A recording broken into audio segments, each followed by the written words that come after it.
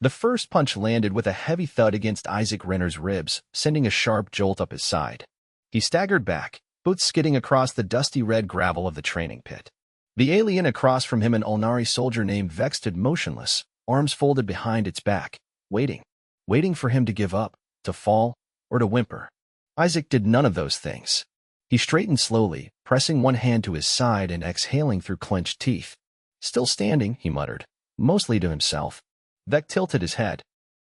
That blow would have fractured an Ulnari's thorax plate. Are your bones not as brittle as we were told? Issac spat coppery saliva into the dirt.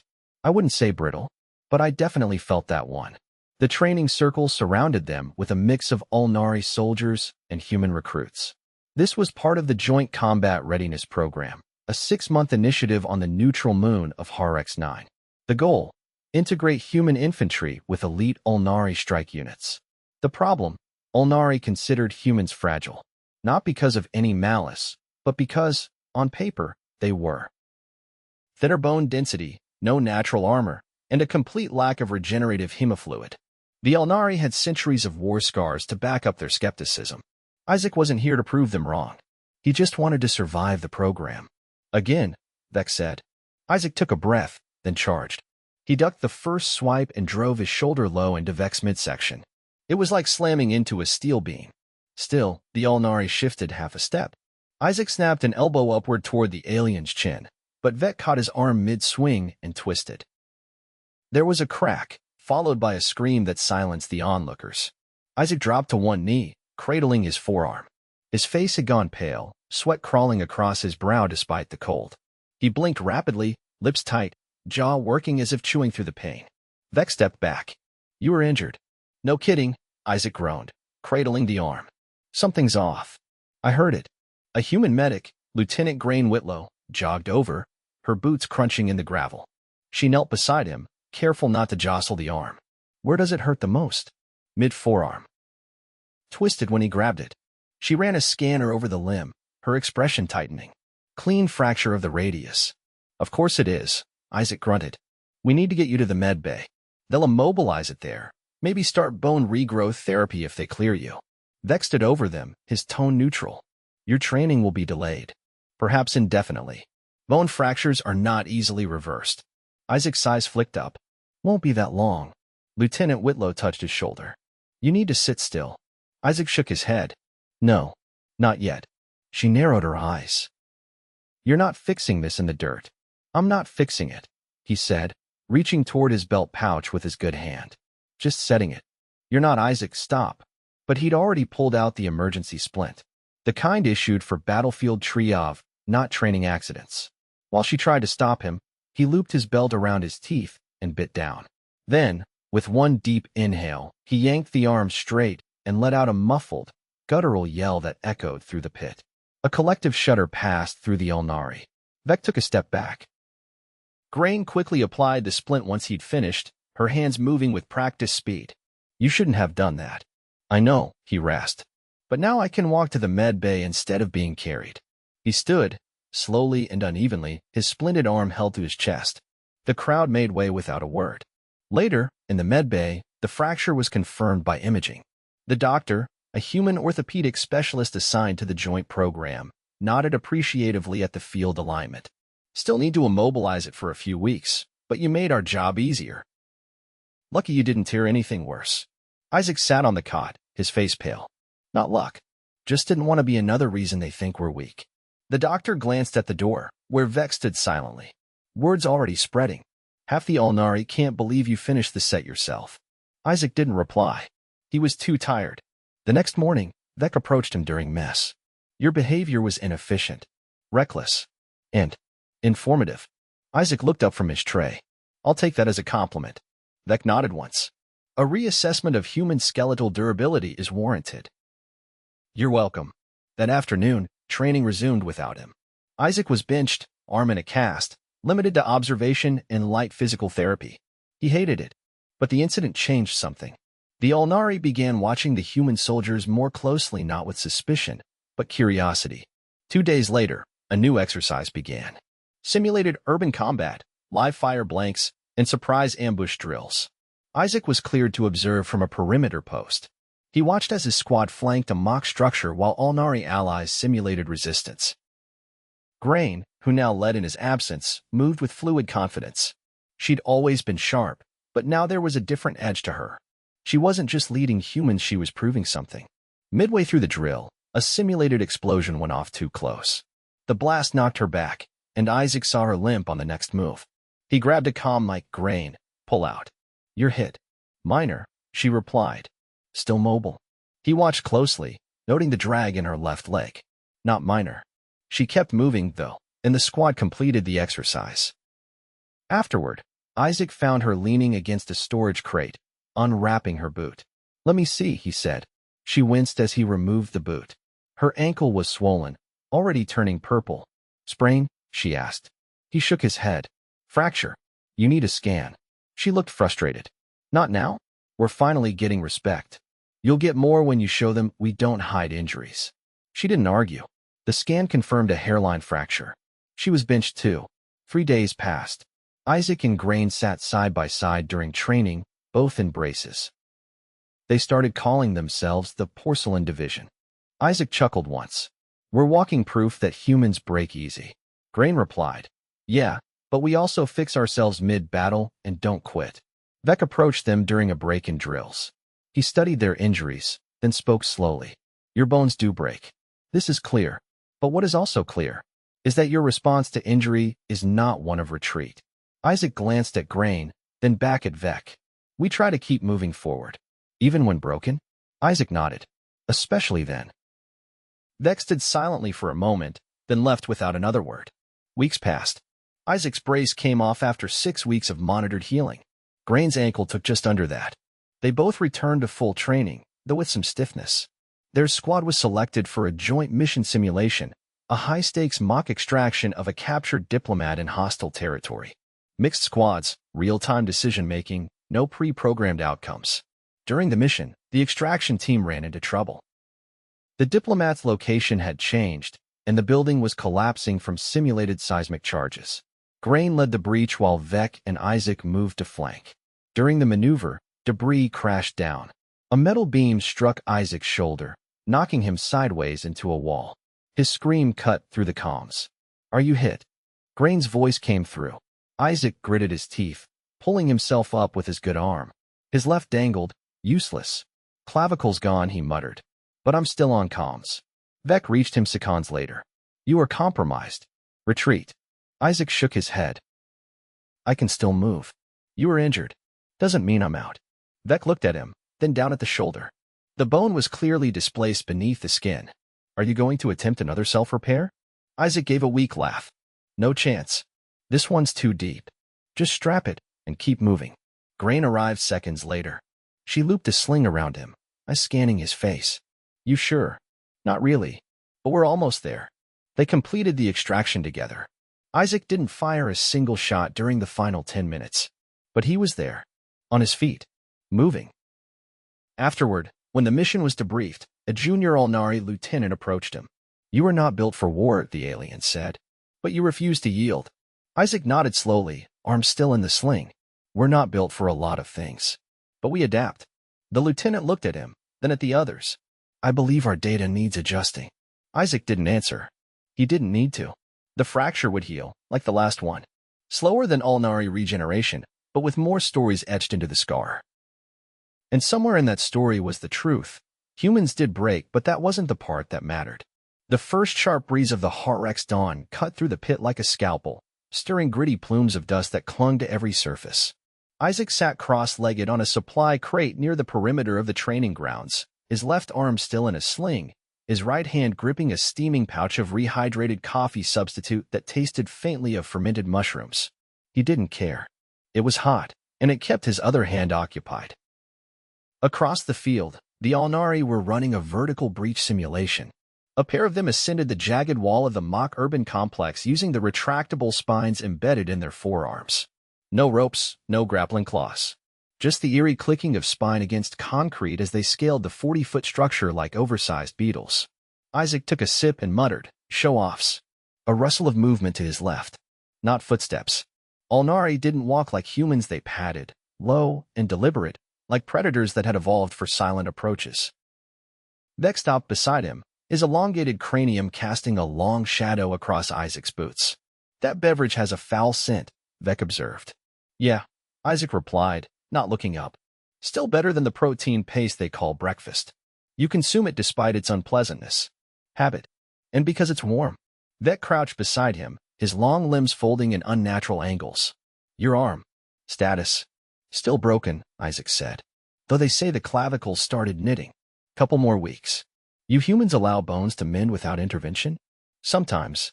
Depends on the break. This one's clean. No displacement. So it's just rest, immobilization, some calcium, and letting time do the work." Vec nodded, his mandibles twitching slightly. "Time. An inefficient healer. Well, we make do."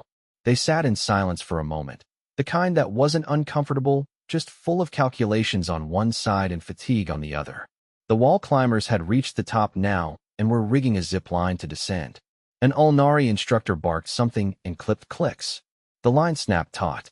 "You dislocated your own radius," Vec said finally. "Yeah, in the middle of a sparring drill." "Sure did." Vec tilted his head. "That was not in the official report. I imagine the official report left out me yelling into my belt, too. That part was included." Isaac chuckled and winced. He'd forgotten laughter tugged at the shoulder. He sipped the coffee substitute again, hoping it'd distract from the growing throb near the collarbone. It didn't. Vec stood and gestured toward the central tower. "There is something you should witness." "I'm grounded." "You can walk."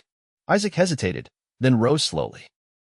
He followed Vec across the field, past the climbing wall and the laser grid maze, through the staging corridor that connected the outdoor range to the observation deck.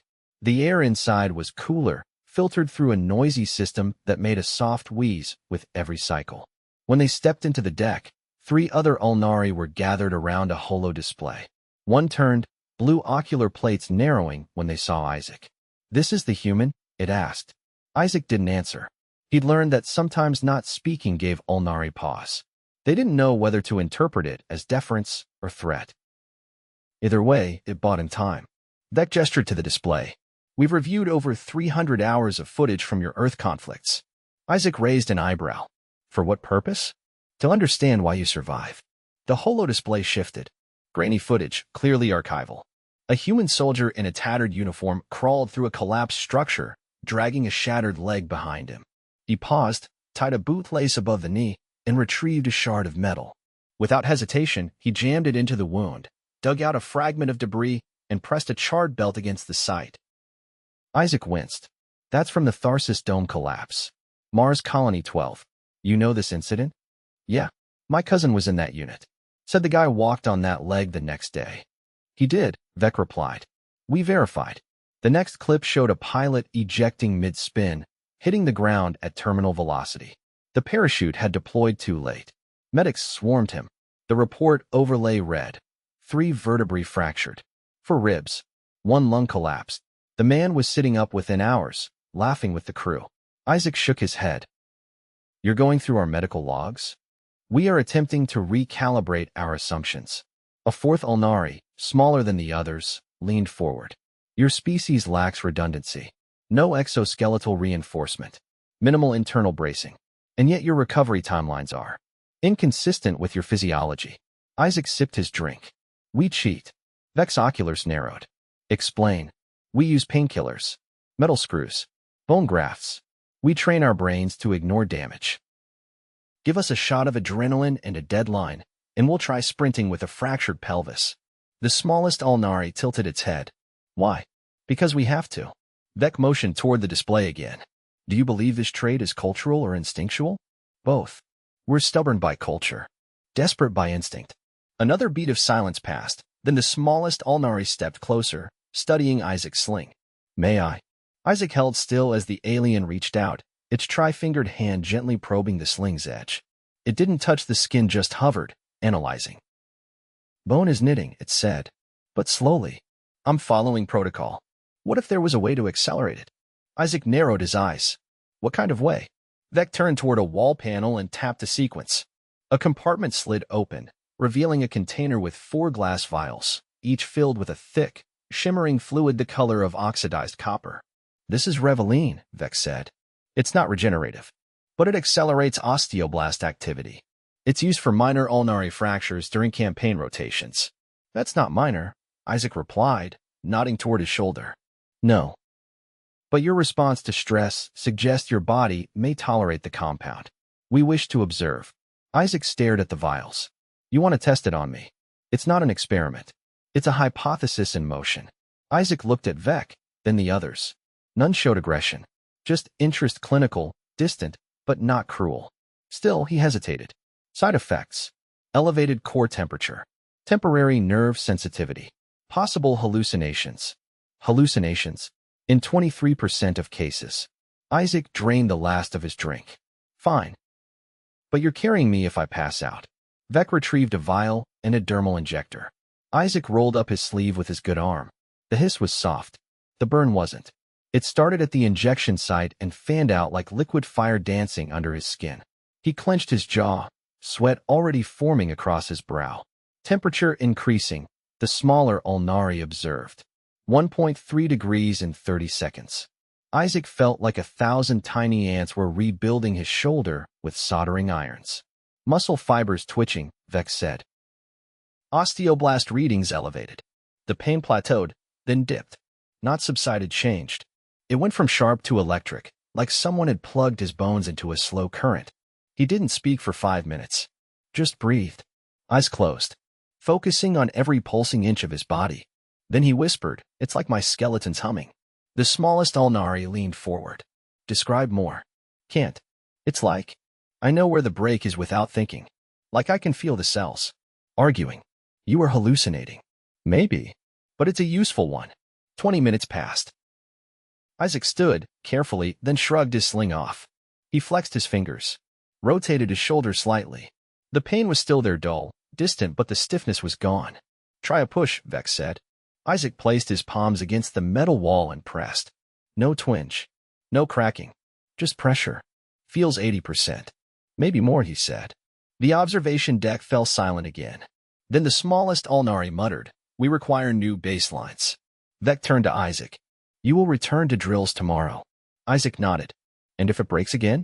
Vec gestured toward the remaining vials. Then we rebuild again. Issac left the tower alone, walking slowly beneath a sky streaked with orange clouds. He wasn't sure if the ground felt different underfoot, or if the Reveline was still buzzing in his blood. Either way, he felt something shift. Not in the bone. In the way the Ulnari had looked at him. Not like porcelain anymore. Closer to alloy. A week after the Reveline injection, the brace was gone. Issac stood in formation at dawn, shoulder exposed to the cold, as if daring something to go wrong. He didn't flinch when the air bit through his thin uniform. The joint was stiff, but no longer painful. Grain watched him from the opposite line, arms crossed, the faintest twitch of her brow the only reaction. She didn't ask how he felt. She didn't need to. They'd all seen the footage. The before, the after, the way his clavicle had realigned faster than any human bone had a right to. The Ulnari called it a convergence event, not quite healing, not quite transformation, but something in between. Issac called it stubborn biology with a little chemical persuasion. The morning's exercise was infantry coordination under simulated orbital bombardment. The system would drop sonic pulses at random intervals, scrambling equilibrium sensors and triggering auditory distortion. The goal wasn't to fight, it was to stay upright, maintain formation, and adapt. Humans weren't expected to do well. Are you cleared for this? Grain muttered as they jogged to the staging trench. Officially. And unofficially? I stopped asking. She handed him a pair of dampers. These won't block the pulses. Just dull them. You'll still feel like your brain's being shaken in a cup. Home turf. Then, the first pulse hit as they reached the lower trench. It wasn't sound exactly, more like the sensation of something huge exhaling inside your skull. Issac staggered, caught himself on the edge of the trench, and blinked hard. The ground didn't stop tilting for a solid 10 seconds. Functional, he said, breath short. Vec dropped in beside them, unaffected. You are shaking. Only on the inside. Then you are adapting. Is that Ulnari encouragement? No. Just observation. 3 more pulses landed in the next 5 minutes. One human recruit vomited. Another collapsed and was dragged clear by medbots. Issac grit his teeth through the 4th, crouched low, and focused on his breathing. Grain tapped her helmet. We're 2 minutes from the sprint. Issac nodded once. You lead the left. I'll take the trench flank. Vec didn't respond. He was already moving. When the sprint order came, they launched. The terrain was uneven, the simulated bombardment throwing up clouds of red dust that clung to every surface. Issac moved low and fast, shoulder humming with residual warmth that had never fully faded since the injection. He didn't think about it. He just ran. A pulse struck mid-stride. His ears rang, balance vanished, and for a second, the horizon spun sideways. His boot caught a buried conduit, and he slammed into the ground, hard, elbow first. The pain was instant. Not sharp, more like something deep and wrong and spreading. He rolled onto his back, teeth clenched, and forced himself upright. The elbow was already swelling, the joint stiff. Probably a radial head fracture. He'd seen it too many times in basic. Fall with your arm locked, catch yourself wrong, and the force drives through the joint like a piston. Grain crouched beside him seconds later, eyes scanning. You hit. Elbow. Might be cracked. She looked at the arm. You're not moving it. Nope. I can call it in. No. Just wrap it. Issac, wrap it. We're not done. Reluctantly, she pulled a compression sleeve from her med pack and slid it over his forearm, bracing it against his chest with a makeshift sling. He winced, but didn't curse. The pain was familiar territory, now not welcome, but understood. You're going to end up with a medical file thicker than the training manual, she said. Just trying to stay consistent. Vec arrived as they finished. You were damaged again. Different bone this time. Humans appear to have many. Convenient, isn't it? Vec crouched and examined the elbow without touching it. It is minor. The joint is stable. Feels worse than minor. You exaggerate pain to mask vulnerability. Sometimes. Right now, I'm just complaining. You may continue. They resumed the drill. Issac moved with his arm locked to his side, shifting his center of gravity to compensate. Every jolt of the trench sent a fresh spike of heat through the joint. Still, he kept pace. Not because he wanted to impress anyone. He just hated finishing things half done. The final phase was a simulated breach. The squad had to enter a reinforced structure under low visibility and secure a beacon. Grain kicked through the outer hatch, swept left. Issac followed, shoulder first, ducking the low frame. The room was dense with smoke simulation vapor that clung to his lungs, making every breath shallow. A figure lunged from the left. Issac dropped his weight and pivoted, letting momentum carry his good shoulder into the attacker's side. They fell together. Issac landed on his bad arm. The scream was involuntary. He rolled, gasping, cradling the elbow. It felt wrong now, not just fractured. Dislocated. Possibly both. Grain dispatched the attacker. You're done. I'm aware. Can you walk? Not sure yet. Ask me again in 5 seconds. She helped him upright. The elbow was swelling rapidly. His fingers tingled. Vec appeared again, this time with the beacon in hand. Objective secured. Grain nodded. We need evac. Issac leaned against the wall, sweat pouring from his temples. Second fracture in a week. Think I qualify for a discount? Your resilience is inefficiently applied, Vec said. Yeah, Issac muttered, but it gets things done. They returned to the medical bay under escort. No ceremony. No debrief. Just silence and the soft click of Vec's gate behind them. Inside, the human trauma specialist scanned the joint inside. It's fractured and dislocated. You really are collecting these. Add it to the shelf. I'm recommending a surgical reduction. You've done enough field improvising. Issac nodded. Knock me out. No. Local anesthetic will suffice. Of course. They didn't sedate him. The specialist injected a numbing agent at the joint, then manipulated the bones back into place with a wrenching twist that made the room tilt. Issac didn't scream this time. He just closed his eyes and counted backwards from 30. He lost track somewhere around 24. Afterward, wrapped in a compression cast with his arm immobilized again, he sat upright on the exam table. Vec stood at the doorway. You continue despite damage. That's usually the definition of persistence. You do not fear injury. I do. But I don't let it decide for me. You override your biology. Issac shook his head. No, I just negotiate with it aggressively. Vec stepped closer. Your body is inefficient by our metrics, but your behavior is not. Then maybe your metrics need work. Vec was silent for a long moment. Your species is not weak, he said finally. Merely structured differently. Thanks. I think. You are not porcelain. No, Isaac said, leaning back against the wall. We're just really good at gluing ourselves back together. Later that evening, Grain returned with a tray of protein squares and a carton of something vaguely citrus-scented. She didn't speak until he'd taken a bite. How's the elbow? Still attached? New record. Might be. She sat beside him and nudged his foot with hers. You think they get it now? Isaac looked toward the window, where a pair of Ulnari were practicing silent movement drills in the darkened courtyard. They're starting to. And that, for the first time since Harrex 9, felt like enough.